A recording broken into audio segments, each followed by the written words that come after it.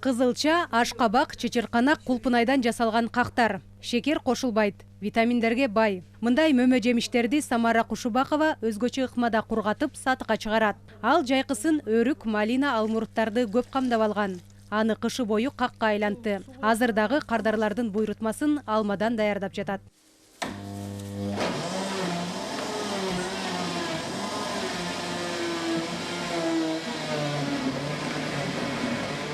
Буну сөзсүз түрдө жабышып калбаш үчүн майлап коюш керек бир сыра.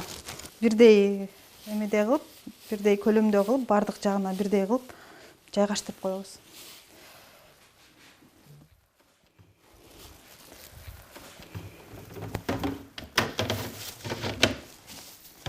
Бул жаймакка 15 саатка чейин кургайт. Кылдаттык менен төмөнкү температурада кургатабыз атайын.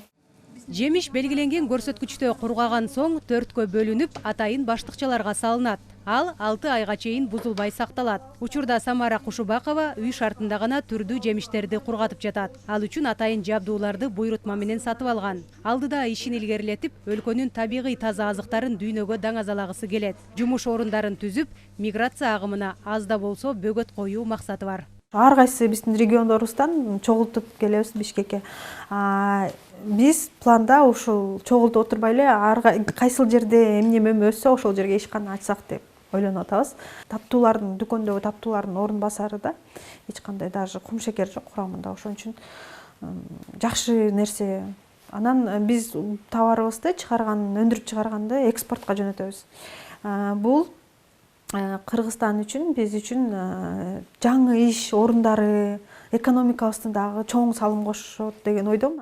Учурда Самара Кушубакованын дүкөнү, ишканасы жок, үйүнүн бир бөлмөсүндө даярдап келет. Кактарды кутуларга, себетке салып, кооз белектерди даярдайт. Ага катар кургатылган жемиштерден десте жасайт. Анын бардыгын интернет аркылуу сатат. 3 бала менен үйдө отурган энемин, анан иштебейм, анан кайдан эме алам, анан курбу кызыма кайрылдым. Ушундай бизнес баштаган атам, мен продуктум жок депчи. Сен мага буйрутма бербейсиңби деп десем, анан дароо эле буйрутма берди. Жеткирип барсам, кошумча дагы үстүнө каражат кошуп берди да, мени аябай таң калтырып. Ошол чоң мага ишенич болду, анын менин ишеничин акташым керек болчу. Андан дагы биринчиден жолдошум өзүнүн чогулткан каражатын салып берди. Анан курбу кызым, демек мен милдеттүү болчумун ошолордун ишеничин актаганга. Анан кийин эми ушу кардар пайда болду, заказдар келе баштады. Каарманыбыз сыяктуу ишкерликке баш баккандар арбын, бирок үй бүлө менен жумушту бирдей алып кетүү оорураак.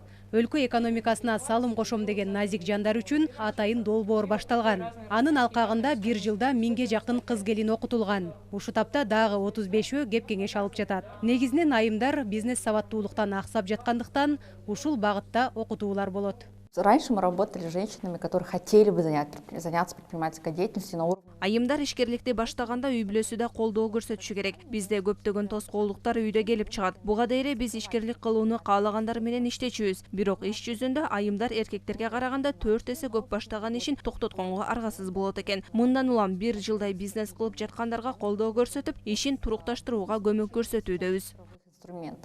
Если говорить о сферах, мы не ограничиваем.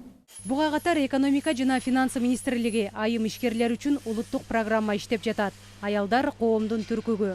Алар өлкөнүн социалдык экономикалык өнүгүүсүнө салым кошула турган зор күч. Жазгүл Сейдахматова, Жанадил Абубакир уулу, ЛТР, Чүй облусу.